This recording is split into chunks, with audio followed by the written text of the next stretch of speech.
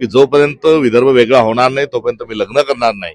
कारण विदर्भ हा वेगळा नसल्यामुळे महाराष्ट्र सातत्याने अन्याय करतो हे सांगणारे देवेंद्र फडणवीस हे गजनी आहेत. आपल्या वनमंत्र्यांना आणि मुख्यमंत्र्यांना त्यांनी अशा स्वरूपाचा जो निर्णय घेतला त्याबद्दल आंतरराष्ट्रीय स्तरावर त्यांना पुरस्कार मिळाले. एखाद्या वेळेस त्यांना नोबेल पारितोषिक सुद्धा दिलं जाऊ शकतं. या निवडणुकांच्या अनुषंगानं नंगा नाच हा घातला गेला. पैसा फेक तमाशा देख नावाचं वगनाट्य हे भारतीय जनता पक्षाने आणि त्यांच्या मित्रपक्षांनी महाराष्ट्रभर त्यांनी ते सादर केलं. राजधर्म सांगतो की विरोधी पक्ष नेत्याची ताबडतोब घोषणा करावी, मात्र हे देवेंद्र फडणवीस अधर्मी आहेत, ते राजधर्म पाळत नाही हे यातून स्पष्ट होत आहे. काँग्रेसचे प्रदेशाध्यक्ष हर्षवर्धन सपकाळ आपल्या सोबत आहे. हिवाळा अधिवेशन नागपुरात सुरू आहे. नागपूरकरांच्या हाती काय लागलं, काय वाटतं तुम्हाला?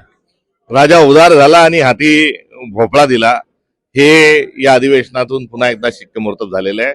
विदर्भाच्या नावावर बेंबीच्या डेटापासून ओढणारे देवेंद्र फडणवीस विदर्भाचा विकास हा होण्याकरता वेगळा विदर्भ करण्याचा त्यांनी दिलेला आवाज आणि त्याच्याच अनुषंगानं त्यांनी घेतलेली शपथ की जोपर्यंत विदर्भ वेगळा होणार नाही तोपर्यंत मी लग्न करणार नाही. कारण विदर्भ हा वेगळा नसल्यामुळे महाराष्ट्र सातत्याने अन्याय करतो हे सांगणारे देवेंद्र फडणवीस हे गजनी आहेत. आणि आता स्वतः मुख्यमंत्री झाल्यानंतर अत्यंत सावरासावरीची भूमिका ते घेत आहेत. उसातून जातात मात्र अंगाला पाचट लागू देत नाही, अशा स्वरूपाचं एकंदरीत त्यांचं असणारं व्यक्तिमत्व आहे. वैधानिक विकास महामंडळाचा प्रश्न हा तसंच भिजत घोंगडं घातलेला आहे. अनुशेषावर कुठल्याही प्रकारची चर्चा नाही आणि एक केवळ औपचारिकता म्हणून नागपूरच्या अधिवेशनाकडे सत्ताधारी हे बघत आहेत.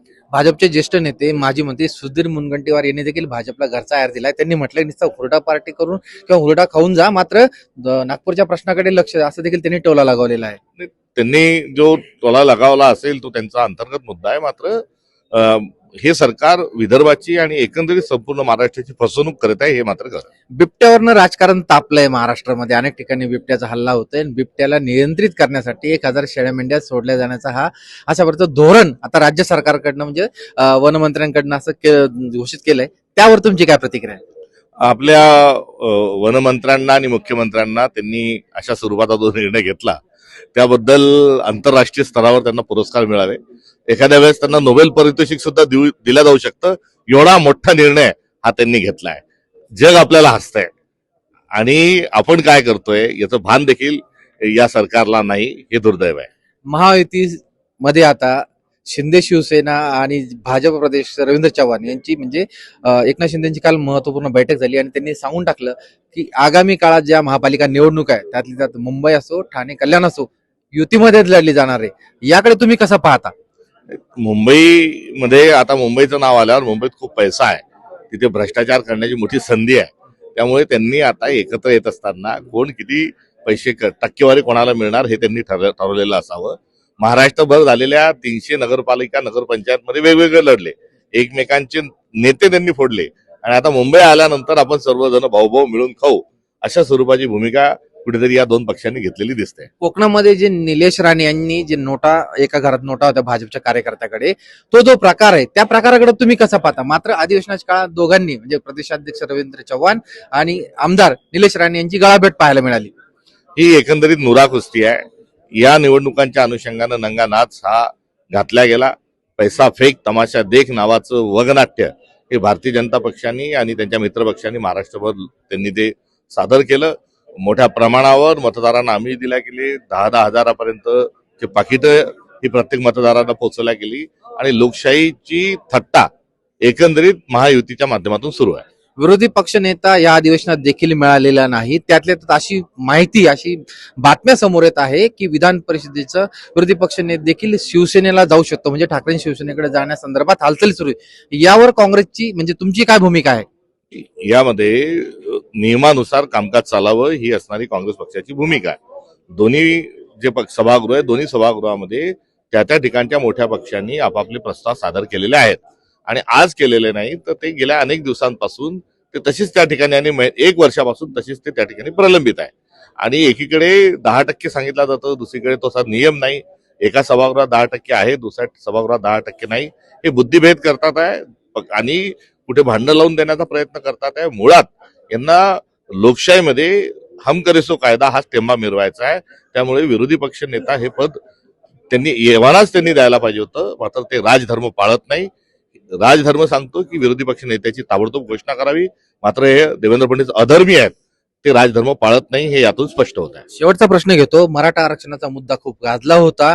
तत्कालीन मुख्यमंत्री एकनाथ शिंदे यांच्या कार्यकाळामध्ये मराठा समाजाला कुणबी जे प्रमाणपत्र मराठवाड्यातील ते त्यांचा निर्णय झाला होता. मात्र आतापर्यंत त्यानंतर 98 कुणबी प्रमाणपत्र देण्यात आले. यावरती येत्या काळामध्ये मनोज जरांगे पाटील म्हणजे आंदोलनाचा इशारा त्यांनी दिलेला आहे. काँग्रेस म्हणून तुम्हाला काय वाटतं? एकंदरीत सरकारची आणि आंदोलकांची काय चर्चा झाली ती जाहीर करावी.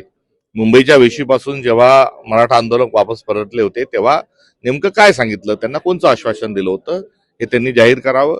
नंतर मुख्यमंत्री देवेंद्र फडणवीसांनी देखील जेव्हा आझाद मैदानावर मराठा आंदोलक बसले होते तेव्हा देखील सांगितलं होतं की आम्ही यांच्या मागण्या पूर्ण केलेल्या आहेत. 2 वेळेस गुलाल उधळून मराठा बांधव हे वापस गेलेले आहेत.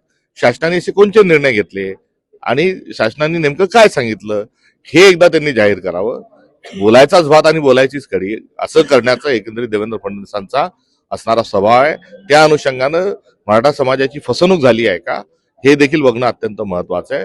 मुळात काँग्रेसची भूमिका जी आहे ती जातनिहाय जनगणनाची आहे, 50% मर्यादा वाढवण्याची आहे आणि या अनुषंगानं त्यांनी आरक्षणाचा प्रश्न मार्गी लावावा ही असणारी आमची भूमिका आहे. मुंबई महापालिका निवडणूक तुम्ही एकले चलो जाणार आहात की महाविकास आघाडी सोबत निवडणुकीला सामोरे जाणार आहात? या संदर्भामध्ये स्थानिक नेतृत्व मुंबईचं आणि स्थानिक मुंबईची जी काँग्रेस आहे ती त्या संदर्भातला निर्णय घेईल. धन्यवाद. हे होते हर्षवर्धन सपकाळ. त्यांनी स्पष्ट सांगितलेलं आहे की येणाऱ्या काळामध्ये ज्या पद्धतीने सत्ताधारी पक्ष फक्त बोलाची कडी आणि बोलाचा भात पद्धतीने आपले धोरण अवलंबित आहेत त्याचा विरोध करण्यासाठी आम्ही भक्कमपणे सामोरे जाऊ आणि मुंबई महापालिका निवडणुकीमध्ये महाविकास आघाडी म्हणून सामोरं जायचं की एकलं जायचं यावरतीचा निर्णय स्थानिक जे पदाधिकारी ते घेते असं त्यांनी स्पष्ट केलेलं आहे. Prashant Godse, let's up Marathi, Nagpur.